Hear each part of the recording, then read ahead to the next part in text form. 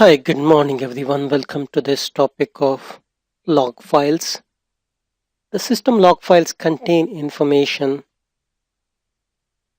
about kernel, about application, about services which are running on the systems. And these files will be extremely useful for any kind of tracing, any kind of troubleshooting, any kind of debugging at the system level. So most of these log files that we talk about is present in the folder called /var/log. So if you just do ll here, you can see the different log files which is present here. Okay, so here you can see the different log files which is available in the system. So let's look at some of them. Some of the key ones is, first thing is about the boot.log file, which stores system boot messages.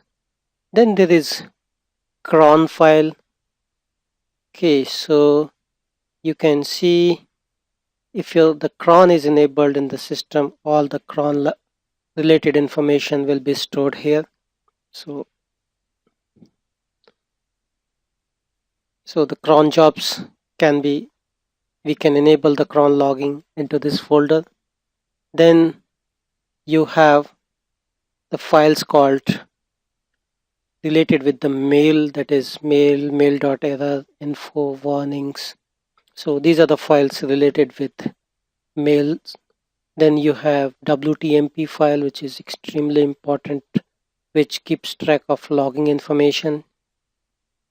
Okay, you have yum.log, zipper.log, depending on what you are using.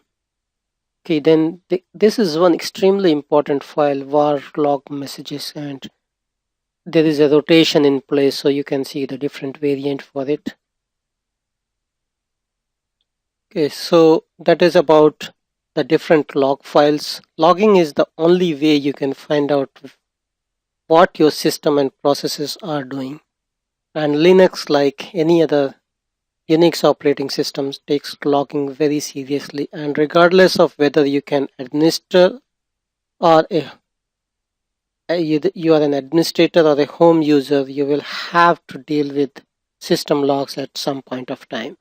And as discussed, most of these logs are present in the var log messages, var log folder, and each will have its own separate log files. Okay, so we have seen which files are present in the var log folder, and now let's look at where do you configure that information, that is logging with syslog. Okay, so that is about the syslog information. So syslog is one of the extremely important concept, and what this syslog does is that you define what you want to log. So there is a configuration file for syslog, which is etc/syslog.log, syslog.conf. Okay, so let's go to this folder, ls syslog. Okay, so here you can see that you have this file.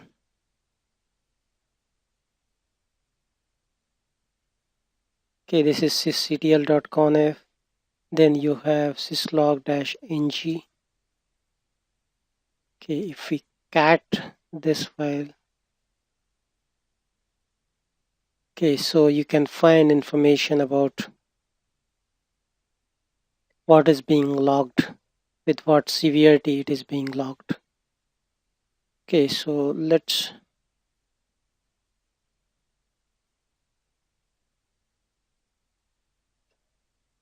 okay, so here you can see that this is sysconfig/syslog. Additional logging is happening here, but most of the logging is defined here. That is how the various activities will get logged, about the errors, about the crons, okay, about the firewall logs, var adm messages. Okay, So this is what is getting logged here. Okay, cron is disabled, so there is no cron file here. Okay, then we have network manager, var log network manager here. Okay, so basically you can configure your logging in this particular file.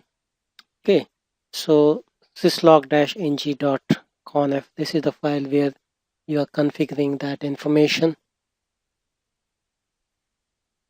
Okay, so that is about the logging log configuration. Okay, now, so that is about syslog-ng. There is syslog.conf is also there, but we can use whichever we want. Okay, so we have this one, but there is no syslog.conf here. So these are the different ways you can configure your logging in the Linux system. So that is pretty much I wanted to cover in this topic. Thank you and have a nice day. Bye bye.